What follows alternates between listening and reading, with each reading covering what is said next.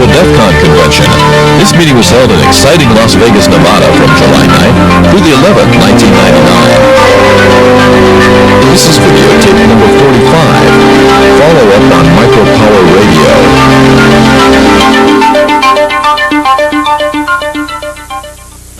This is the Micropower Radio talk. This is the version 2.0. I'm going to kind of cover a little bit of some of the things I covered last year, plus some changes that have occurred legally. Put my Nets hat on to keep my hair out of my eyes. As well as try to go over some technical details that I kind of glossed over last year.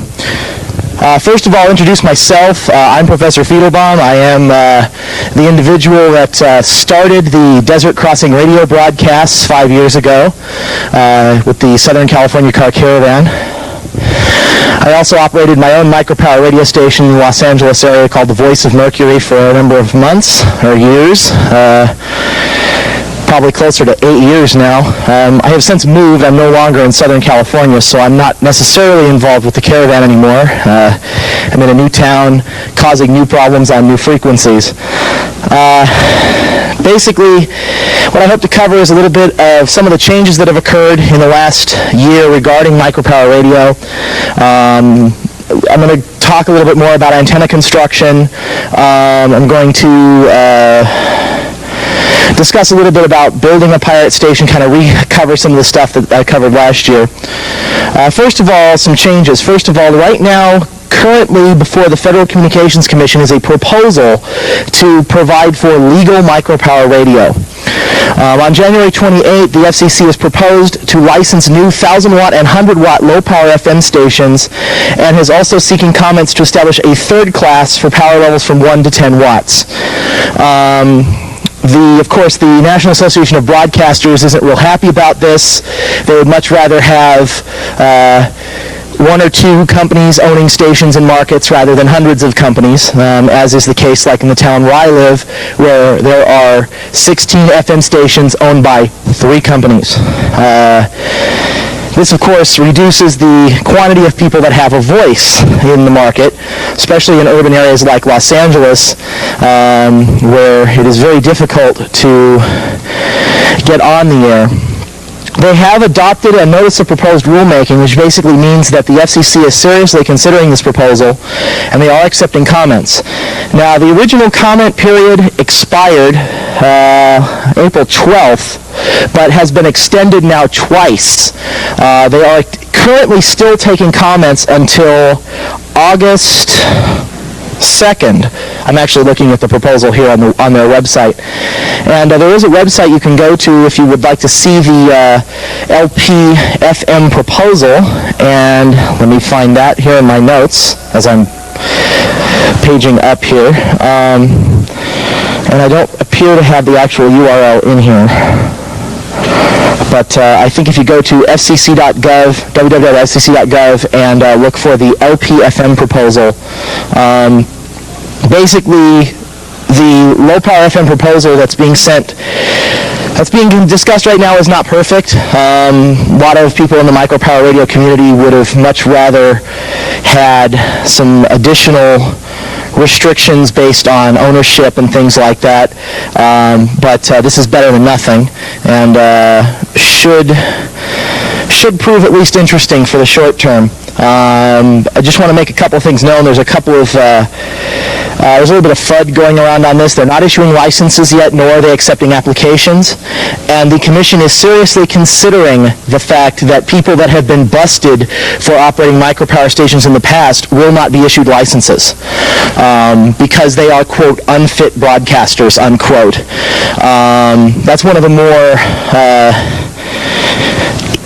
questionable issues. Obviously, this is some people think this is specifically so that Dunifer, for those of you who don't know, Stephen Dunifer is like the godfather of micropower radio. A lot of people think there's a conspiracy to keep him off the air, and that's why the FCC is doing that.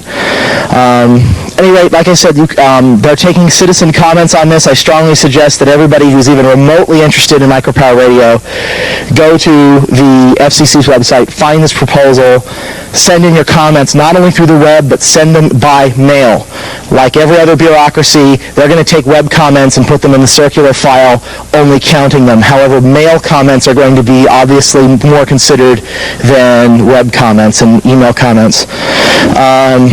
That's the current legal status of micropower radio. The FCC's been still shutting down stations for the last year.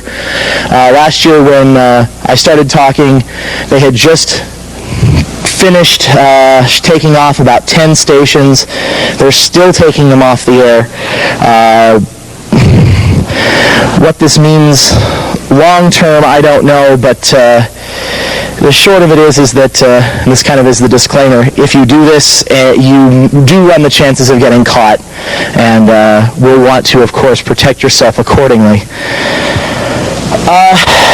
Let's see, getting to the thing. I might as well talk a little bit about the Dunifer Free Radio Berkeley decision. I don't have all the notes here on this, so if somebody knows a little bit more, feel free to stop me. But basically, the Free Radio Berkeley, which was kind of the parent micropower station, has been taken off the air pretty much for good. They continue broadcasting, sometimes on wild frequencies in the Bay Area. This, of course, has been hampered by the fact that Dunifer's physical health has deteriorated. There are appeals pending, but the general consensus is that with the low-power FM proposal on the table, the FCC now has much more of a case, because before in the case, Dunifer's defense was based on the fact that you cannot apply for a license. There isn't even a process to go through to be denied. They just will not accept them. With this micropower radio proposal, now the FCC's defense, now the FCC can say, well, yes, there is. There's this notice of proposed rulemaking, and we'll be taking license applications in 6 months, and why are you on the air? So that's kind of been why a lot of people think the LPFM proposal got as far as it did. It'll be interesting to see what happens in 6 months from now, see where this proposal actually goes. It's curious that all this is going on now, right before the election. Go fig. I guess micropower radio isn't really an election priority. Okay, kind of glanced over that. Let's talk about actually putting a pirate radio station on the air. The obvious things you need to put a pirate station on the air are obviously programming, which is your mixer and all that fancy stuff, of which we have plenty of up here. You need a transmitter of some sort, and you need an antenna to radiate your signal. Those are the three basic components. Obviously, all the audio gear is very easy to obtain. Trip to your local Radio Shack store, or even a pro audio store, such as, I can't think of the name of the place. Sam Ash used to be the name of it, or I think they were bought up by somebody. Or a place like that will get you all the gear you need, at least as far as the audio is concerned. Transmitter's a little harder to obtain. TP, is Brewer still operating? I don't know. There used to be a gentleman in Florida by the name of LD Brewer, does www.ldbrewer.com, that used to sell kits, and for about $200 you could purchase a Panaxis FM exciter and a Free Radio Berkeley like 60-watt kit to get yourself about 60 watts of power. Obviously, we need to have a little bit of electronic skills to build this. These come as kits almost exclusively. The electronic skills you need are nothing simpler than just knowing how to solder. In a few cases, you might want to pick up some skills in basic radio troubleshooting. Anybody who has taken a technician level ham radio class probably has all of the technical know-how you need to do it. Most of the technical issues that you'll have are just construction. A lot of the kits, especially the Free Radio Berkeley kits, are designed to be assembled by people who have learned how to solder as early as 5 minutes ago. So it's pretty easy to actually build the transmitter. Building an antenna is a little more complicated in the sense that it does require some actual construction skills. we have successfully, in previous years, transmitted using an antenna very similar to this one. This is actually a Radio Shack off-the-shelf CB antenna. These can actually be readily modified for the FM broadcast band. It does require a little bit of skill. In fact, you'll probably break your first one. We did. Actually, we didn't. It's on the air. Oh, it works. Basically, what you have to do, these are designed for a much lower frequency. So while that antenna is actually pretty close for the FM broadcast band, there's a loading coil inside here, which makes the antenna electrically a lot longer. This loading coil needs to be removed, and it can be removed by basically unbolting it and taking it apart. You will have to take this plastic stuff off. There's a magnet under here, and there's a bolt. Once that coil is removed, it's pretty much, you're ready to go. You need to make contact with the vehicle to stick it to, because the vehicle acts as part of the antenna, and this is the radiating element, and it's that simple. It takes an afternoon to build an antenna that way. You do have to have metal-to-metal contact between the base and the antenna. You can get away with having, like, it doesn't have to be direct metal contact. It can be inductive contact. In other words, if this is sitting on, see, this is plastic, so obviously there's a little bit of insulation here, but it does have to be pretty much directly on something metal with very little in between it. If you have a vinyl top, for example, that's too much. Besides, the magnet probably wouldn't hold. The rule of thumb on that is if the magnet holds, there'll be inductive contact. Since we're dealing with radio, we don't necessarily have to touch metal. We just have to get close enough so that there's not, you know, additional inductance going on between the two. When I built mine, I have an antenna very similar to this. I built mine out of a different model Radio Shack antenna, and when I did it, I found out that just taking a piece of copper foil and sticking it on here improved the antenna performance. Your mileage may vary because Radio Shack has changed these antennas twice in the last, like, 5 years. So, but the basic design of it's the same. This is pretty close. We had to trim it a little bit, didn't we? Like right around here, a little bit longer. Right about that, shorter, right there. That was for 104.7 megahertz. As you increase in frequency, the antenna is longer. Little bit quick notes about antenna design. You will want to probably, like I said, pick up a little bit of knowledge about how long this needs to be. There's a mathematical formula. And I can't for the life of me remember it because I'm way too drunk. Huh? It's a quarter wave formula, so it's the number 3. Well, yeah, but you have to know the wavelength. You have to know the exact wavelength. Oh, there's actually a rule of thumb specifically, and I think the number 300 is involved, isn't it? Huh? Plus your age, yes. You'll have to excuse me. I was out partying real hard last night, so I'm not the most coherent this morning. So that's why I'm depending on my laptop here with the notes. Can they make those hard to screw around with, or are they changing them because? No, they're changing them because Radio Shack over the last, this is just my own internal knowledge of Radio Shack's policies after working there for like 5 years. Radio Shack has changed vendors for their antennas a couple of times.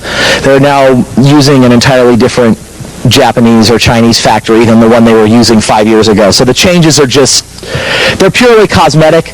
And the inside, the antennas are identical electrically. They also wanted to make them look a little less cheesy. And they ended up making them looking a little more cheesy, but, you know, that's Radio Shack. Another antenna that a lot of people have had success with, but I've never used, Radio Shack sells a scanner antenna, which is a magnet mount antenna like this. In fact, they have a discontinued version you can get for like $2 or $3 now. That has like 2 little loading coils on it. It's designed to be a scanner receiving antenna and also a transmitting antenna for ham radio. I've heard those antennas work out of the box, but have a 25 watt power limitation. I've never tried them. TP, did you ever try one? I've never tried them. There's no reason why they shouldn't work. If they work on the 2-meter ham band, they can probably be tuned. Worst case scenario. Yeah, so that's the next thing is that there's a couple of different, these are great mobile installation. You stick it on the top of your roof, you drive to the top of a mountain, you talk for 15 minutes or 20 or an hour, and you leave. Nobody's the wiser. A little more permanent installation, you're probably going to want to go with either a straight dipole design, which there are actually instructions to build on Free Radio Berkeley's site, which I might as well give that out now since I'm looking at it. It's at www.freeradio.org. And they have a couple of different designs. We've used in the past a J-pole, which is basically kind of a folded dipole style. The only problem with the J-pole that we've experienced is it's got a really bizarre radiation pattern. Yeah, and it's about 14 feet tall. So you can imagine what that looked like in the back of a Toyota pickup truck. And there's pictures. We have the pictures. You can also build what's called a Yagi antenna, or even a little more simpler dipole, for a flat dipole with maybe a director, which is a little simpler Yagi, which is just a 2-element Yagi. Probably the best resource to do, and this is something that I would suggest to anybody that's interested in micropower radio, is to go to a ham radio store and pick up a couple of books printed by the ARRL, which is the big ham radio club in the United States. One of them is called the ARRL Handbook. It's a big, thick book like this big, and it's got lots of stuff you don't need, but it also has a lot of stuff you will need. It's got lots of formulas and tables and flotsam and jetsam and how to talk to Mars on 10 meters and all that kind of stuff. But it also has a lot of antenna designs that you can look at and do the math yourself and apply those designs to the FM broadcast band. There's also a couple of antenna designs in there that you can reapply to the AM broadcast band, which is also a very interesting place to do business. Another book that you might want to pick up while you're at the ham radio store is the ARRL Antenna Handbook. Is that the right name, or antenna? I think it's called the Antenna Handbook. It's got pictures of huge antennas on it. You can't miss it. It's a lot thinner, and it just talks about antennas, nothing else. That's also a very good resource. There's also another book. While I'm talking about books, I'm kind of rambling, so anybody stop me if I'm not covering something you want to know about. There's also another book that is actually co-authored by Stephen Dunifer, and you can buy through the FRB, called Seizing the Airwaves. It's $13 plus $3 shipping, and I have the address if anybody's interested. Or you can go to their website, freeradio.org, and buy it. It's a little less technical than some of the ARRL books that I mentioned. It's a lot more introductory, so if a lot of what I'm talking about is kind of going over your head and you don't know what I'm talking about, it's probably a good place to start. Yeah, but as far as a Yagi goes, the only problem with a Yagi is a Yagi's going to be directional. So if you live like on a mountain and there's like a desert behind you and a 5 million person city on one side, that's probably a good choice because you're not going to be talking to nobody. But for most people, they're sitting in the middle of a neighborhood. They want to cover a pretty good circle around, in an equal proportion. A Yagi isn't always the best choice because people 5 blocks that way will hear it, but people 5 blocks that way won't. And it all depends on what your target is. That's probably a good, just general idea to try to figure out where the people you you think you're going to want to hear are, and then try to put yourself in the middle. It makes no sense to put a techno pirate radio station in the middle of a middle class, an upper middle class white suburban neighborhood. Similarly, I don't think I'd want to put a easy listening station in the middle of downtown Santa Ana or Los Angeles. It probably wouldn't get a lot of listeners. Let's see. Trying to see if there's anything else here. As far as transmitter designs, we've used in past years. We've used like I said, the Panaxis exciter plus the FRB amplifier. It's worked very well. The design is very simple. It's easy to build. It takes a couple of afternoons to put the whole thing together and get it tuned up. And let's see. I'm trying to think if I missed anything. I've done this so much now in the last 5 years. It's like...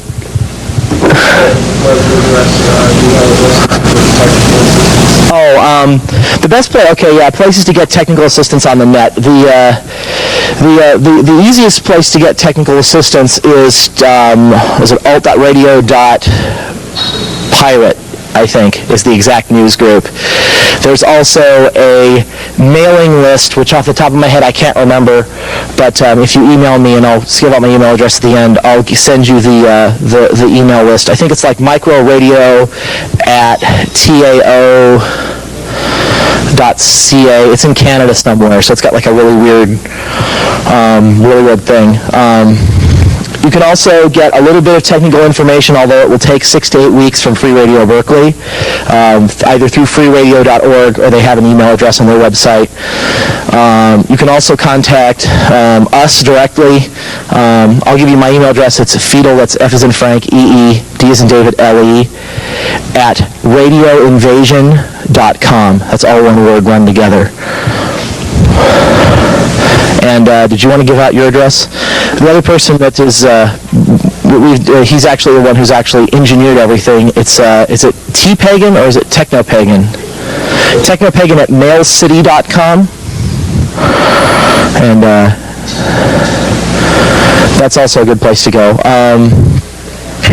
I also have a page that I have on my laptop. I haven't uploaded it yet. I'll give you that web page. It's www.661.org/the character Feedle and /microradio.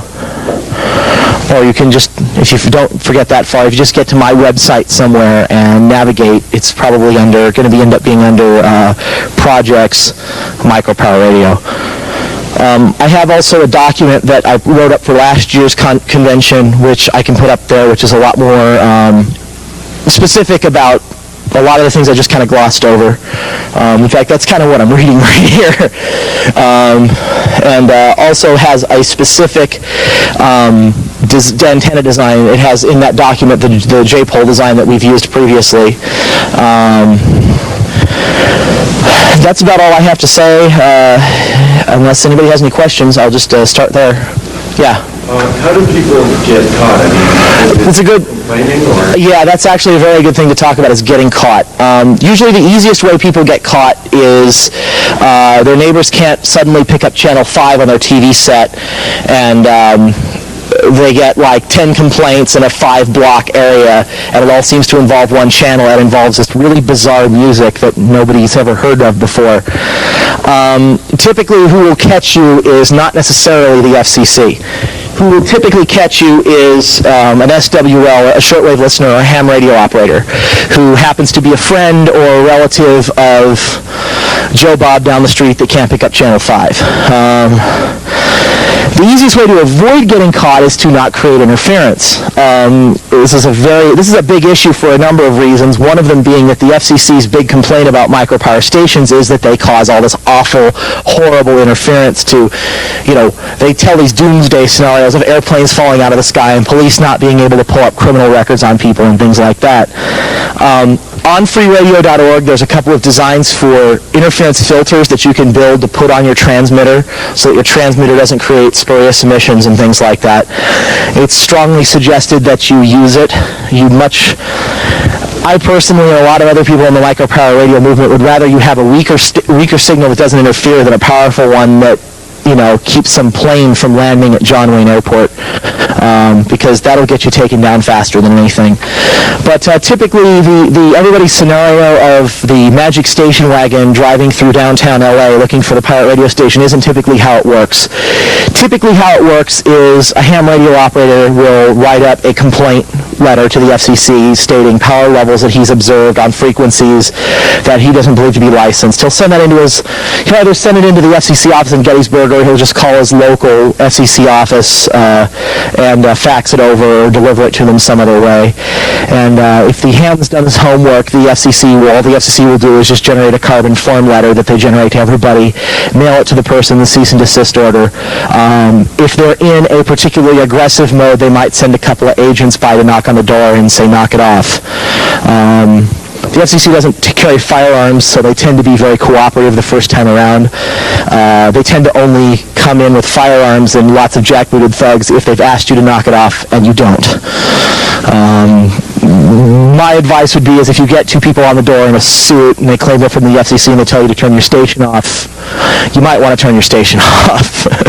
That was our experience with Free Radio Bakersfield, which is where I am now. We basically had the FCC come and just tell us to knock it off, and we did, and that was all we ever heard of it. You mean like using like repeater communication, like using actually amateur communication? What a lot of stations have done is they've invested in other free radio services like FRS or Citizens Band, and I've used that. Broadcasting from a remote location is always an option, but the thing is that if you throw your transmitter up in the mountains and you're sitting down here at your house and you're beaming to it, the FCC finds it, they now can just go, oh, it's on this frequency, and then find you on that frequency. I don't know of anybody that's had a lot of luck doing it successfully, because there's all kinds of variables. By all means, if you want to try something like that, go right ahead and report the results, and maybe you can talk about it next year and I won't have to come up here and make an idiot of myself. What are the potential consequences? The primary consequence of getting caught is that they'll come take your stuff away. There's also a fine involved, typically a number with 3 or 4 zeros after it per day. They tend to not use that because, as for micropower stations, because they've had in previous years some political nightmares with doing that for, there was an incident involving a couple of high school kids at a high school back east that got the whole community in an uproar. They will do that if they feel that there's an egregious violation going on, like if the content is particularly obscene or is been ongoing for quite a long time, or they feel there's other issues involved, like for instance you are indeed interfering with legitimate communication, especially public safety. They get really upset with public safety in aircraft. So typically, there are serious consequences for, especially if they knock on your door or send you a letter and you continue. I've heard of 8,000 to 10,000 a day fines being handed out for micropower violations, which is silly considering that most of these stations are less than 5 watts. You can't be received for more than 5 miles. But that's the political scene. Anything else? Yeah. Have you ever gotten something for obscenity in safe harbor hours? Yes.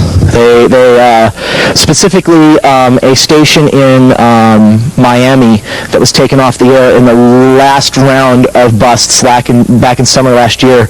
The station was particularly targeted specifically for obscenity, and in fact, how they ended up taking the guy down was not the FCC, it was the local sheriff's department enforcing obscenity law.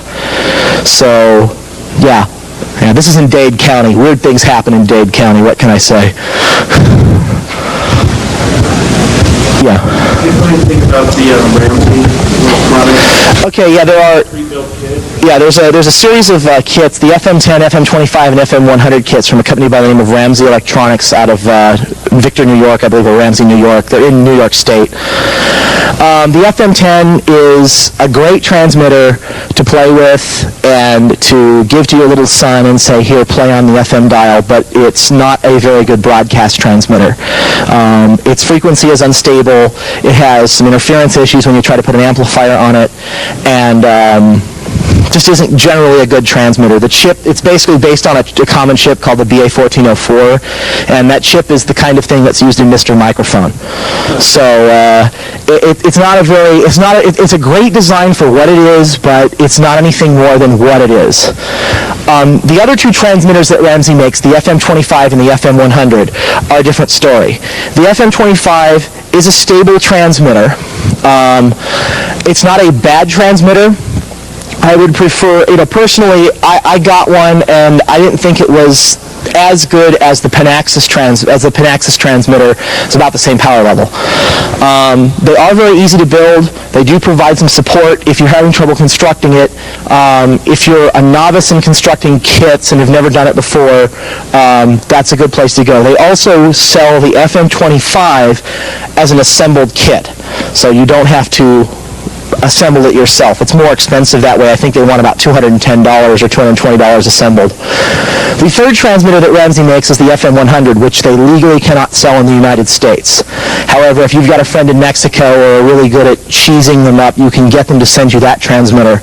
That transmitter is actually a professional exciter. It is designed to be used as a low-cost exciter for a commercial transmitter. As such, it is extremely stable, it is extremely reliable, and has very good audio quality.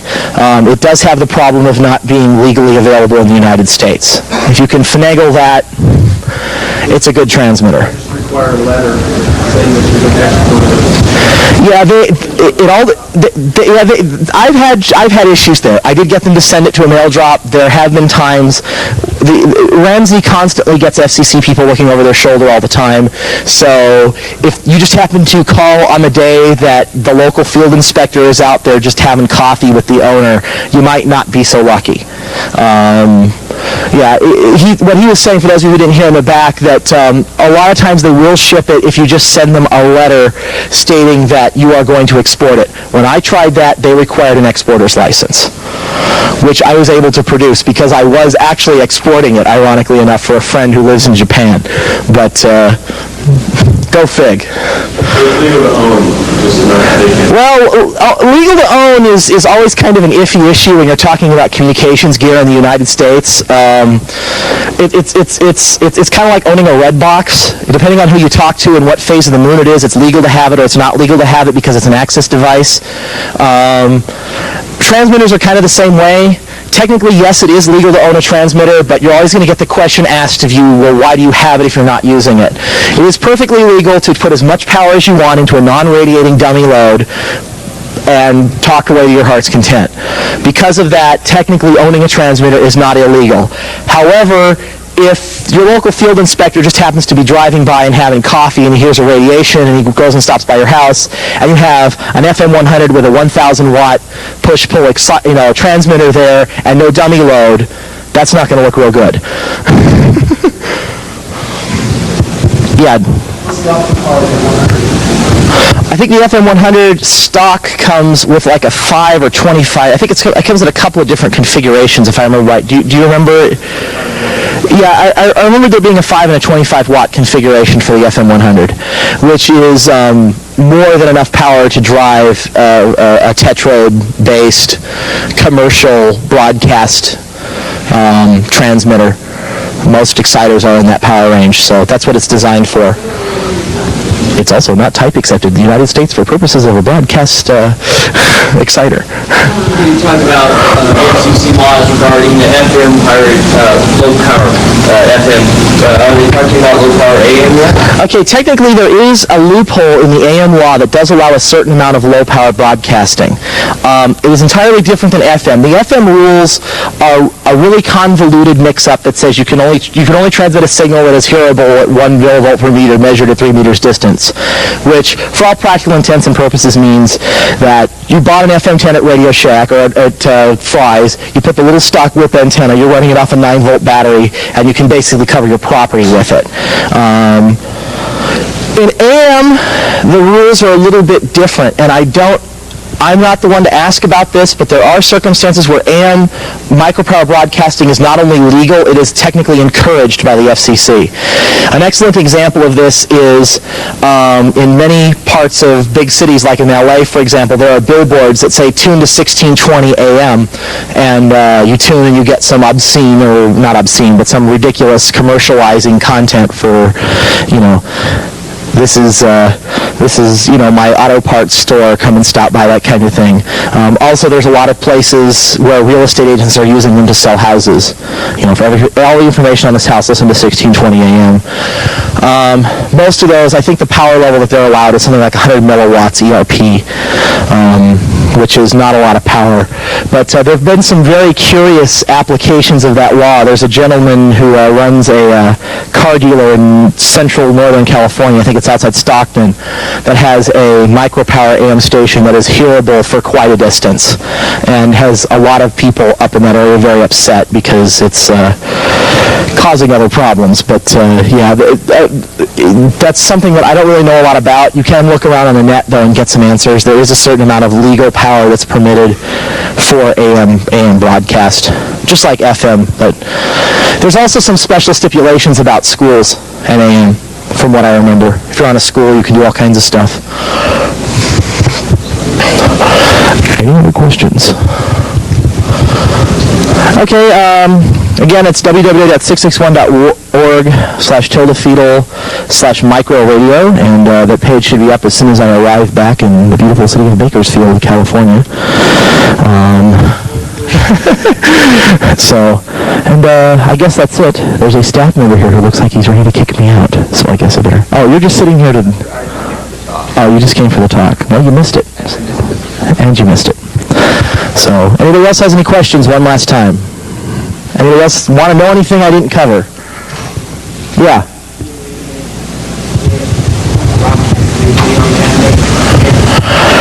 Well, you can broadcast legally on the FM band if you follow the millivolt per meter rule, which is effectively no power, or have $500,000 you can post as a bond to the Federal Communications Commission to apply for a Class C commercial broadcast license. That's the minimum investment. That's like how much you have to spend to talk to the FCC, basically. And you have to use that money to have engineering surveys done and this and that and everything else for purposes of setting up a broadcast station. Like I said in the beginning of the talk, I talked about there is an attempt to try to get a proposal through the commission right now called the LPFM docket, which is currently a notice of proposed rulemaking, which is kind of like the FCC version of a bill in Congress, if you will, that will permit micropower broadcasting under 1,000 watts. And that's wandering its way through the FCC. If you want to comment on it, which I suggest you do, you go to the FCC's website, look for it, and you have to get your comments in before August 2nd.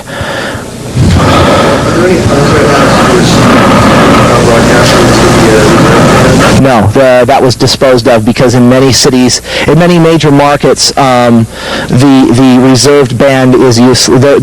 They dropped all that 15, 20 years ago. There are commercial stations down there. There are educational stations that have wound up, higher up in the band because of trading with commercial stations and all kinds of other stuff. So my understanding is that's been dropped from the proposal. Is there anything in the proposal to keep a commercial company with a lot of money from buying all the frequencies? There is a stipulation in the proposal, and I haven't looked at the proposal. The proposal has changed a lot over the last 6 months. Originally, it was one thing, and it's kind of changed into something else.